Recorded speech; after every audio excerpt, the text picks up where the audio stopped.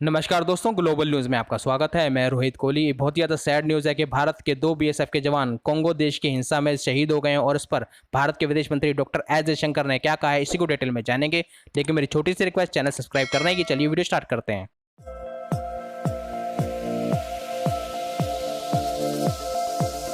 देखिए, भारत के बीएसएफ के दो सोल्जर जो कि यूएन पीस कीपिंग मिशन पर थे कोंगो देश में, जहां सिविल वॉर मतलब गृह युद्ध चल रहा है, अचानक से कुछ रिबेल ग्रुप ने यूएन पीस कीपिंग सोल्जर्स पर अटैक कर दिया, जिसमें दो बीएसएफ के जवान मारे गए हैं। वैसे इस पूरी घटना में कम से कम 15 लोगों के मारे जाने की खबर है, जिसमें कुछ सिविलियंस भी शामिल हैं। और इस पर भारत के विदेश मंत्री डॉक्टर एस जयशंकर ने दुख जताया और कहा है कि उन दंगाइयों को जल्दी से पकड़ा जाए ताकि शहीदों को इंसाफ मिल सके। और इसी के साथ यूएन के चीफ ने भी बोला है, जिन रिबेल ग्रुप ने यूएन पीस कीपर्स पर अटैक किया है, हम इसको वॉर क्राइम की तरह समझेंगे। अब आपके मन में दो क्वेश्चन होंगे, पहला तो यूएन पीस कीपिंग क्या है और दूसरा भारत के सोल्जर कोंगो देश में क्यों हैं। तो सबसे पहले जानिए यूएन पीस कीपिंग के बारे में। एक्चुअली यूनाइटेड नेशन ने इसको 1948 में वेस्ट एशिया की सिचुएशन की निगरानी और वहां शांति बनी रहे इसके लिए बनाया गया था, क्योंकि आप जानते हैं कि इजराइल और उसके पड़ोसी अरब देशों के बीच काफी टेंशन बनी रहती है, जिसका एग्जाम्पल तो इजराइल ने 6 दिन में वॉर जीतकर दिखाई दिया था। जानकारी के लिए बता दूं, यूएन के पास खुद की कोई आर्मी नहीं है, बल्कि यूनाइटेड नेशंस के जो मेंबर कंट्रीज है वो अपने देश से कुछ सोल्जर यूएन में भेजते हैं, जैसे भारत, चाइना, यूएसए।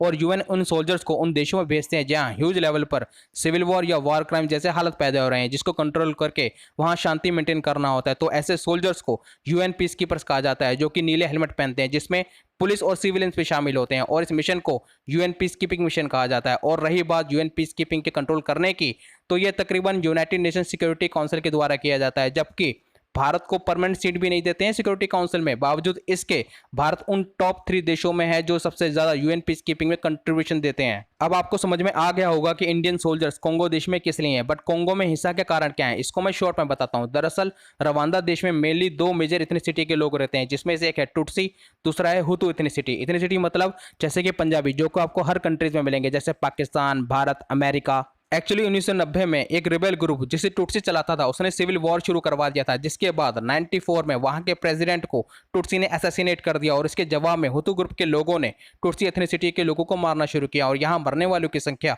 8 से 10 लाख बताई जाती है। और इसका इम्पैक्ट ये हुआ कि टुटसी ग्रुप के लोग कोंगो देश में आने लगे, जिससे कोंगो देश के रिबेल ग्रुप के मौका मिल गया अपनी सरकार के खिलाफ युद्ध करने का। और धीरे धीरे यह लड़ाई आसपास के देश जैसे अंगोला, नामीबिया और जिम्बाब्वे में फैलती जा रही है, जिसे रोकने के लिए कोंगो समेत ये तीनों देश उन रिबेल ग्रुप से फाइट कर रहे हैं। परंतु इन रिबेल ग्रुप को रवांदा और उगांडा जैसे देश सपोर्ट कर रहे हैं, जिससे यूएन पीस कीपर्स को कोंगो देश से निकाला जाए। आज के लिए वीडियो में सिर्फ इतना ही। मिलते हैं नेक्स्ट वीडियो में। जय हिंद।